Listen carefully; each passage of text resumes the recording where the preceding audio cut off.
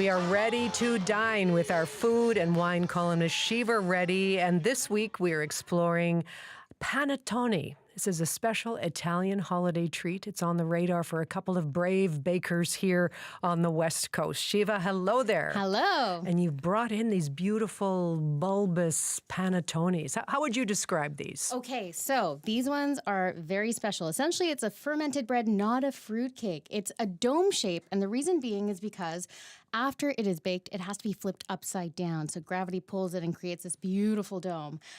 If you were to open it up, which we will later, but also now, it's incredibly delicate. It's quite light. It's rich, but it's not dry. And, you know, butter, eggs are definitely a friend. And then you could see kind of the top as well. There's different styles.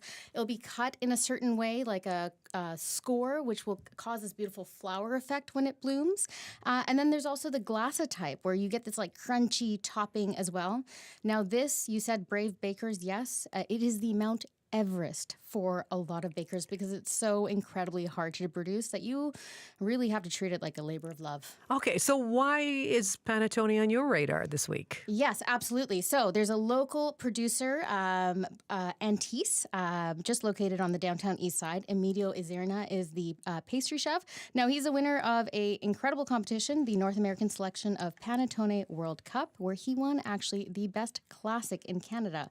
And he's actually competing for Canada next year in Italy. So he's building so much community. He really brought this style here to Canada, showing folks what panettone can actually be. Because when we see it, it's on every shelf, but you don't know what's inside. Traditionally, it's kind of dry. And so he's been helping a lot of people out. Now have listened to this clip about Emilio talking about the community building aspect.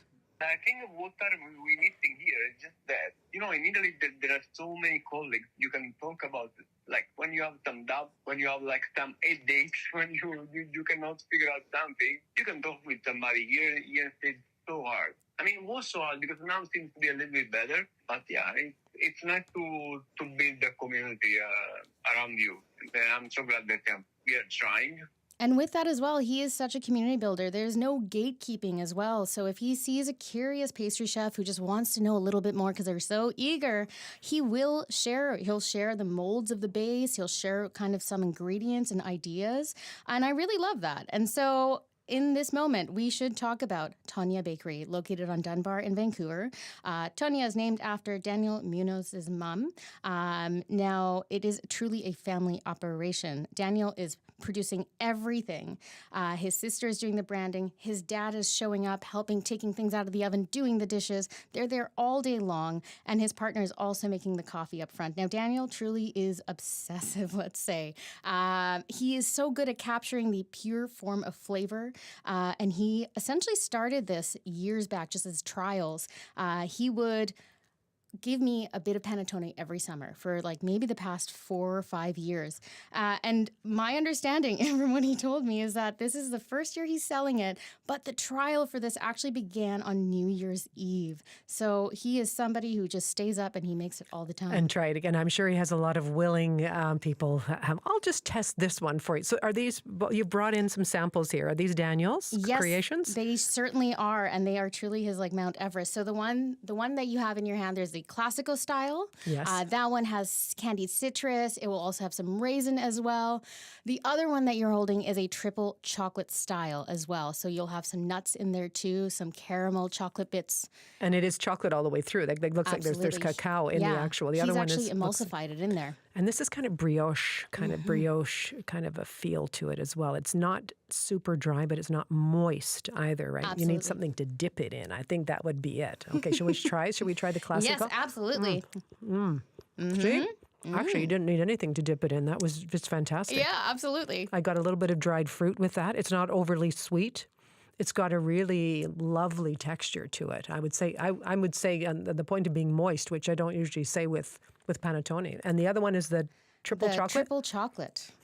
Isn't that lovely? So good. I've been having it in the morning with my coffee, maybe every day since November. I don't know.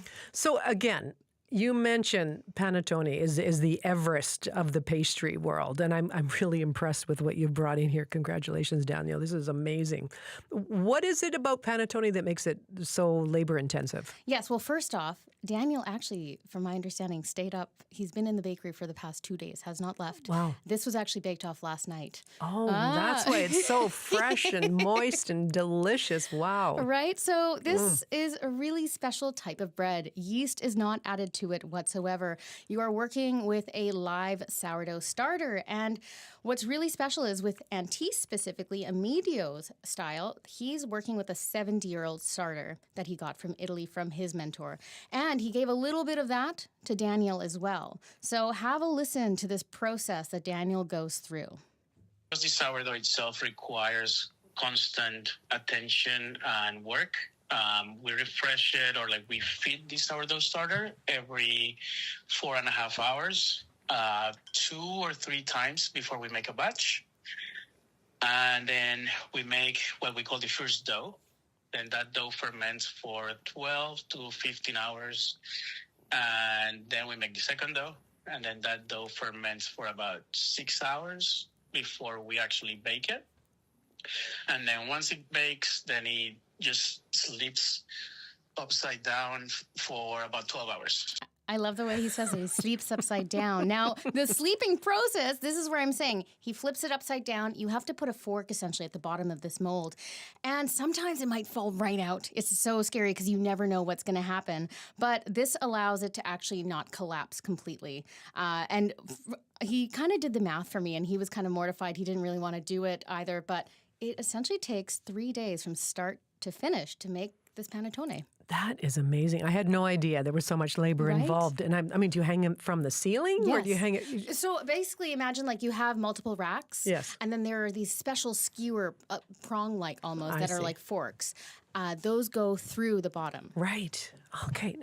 After all that labor and, check it in 3 hours and again and again and turn it, what's the success rate? Okay, well, this is the thing. A lot can go wrong. You never know what's going to actually happen. What was interesting was that the way Daniel described it is that sometimes the stars just have to be completely aligned, and rather I should say all the time. And then every once in a while, you might just get bad luck. And he kind of outlines what can possibly go wrong. Have a listen. Like if you have a tray and one of the panettones is like right in the middle of the tray where it's a little harder to get like even heat distribution, that can happen. It can also be the dough just got like over fermented, so you have like no structure to actually hold it.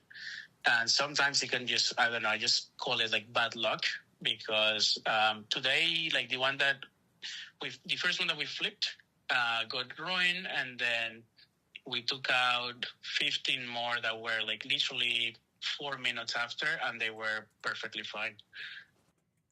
And so as a result, you just never know what's going to happen. And this is why you actually can't pre-order it, because people are going nuts. They're hearing about this through the industry, hearing that Daniel's making it. Right. It's recommended. Yeah, but sign me up, up, Yeah, but right? he's actually saying, look, it's so labor intensive. He's using the best ingredients as well. He's candying these oranges by hand. Those take days.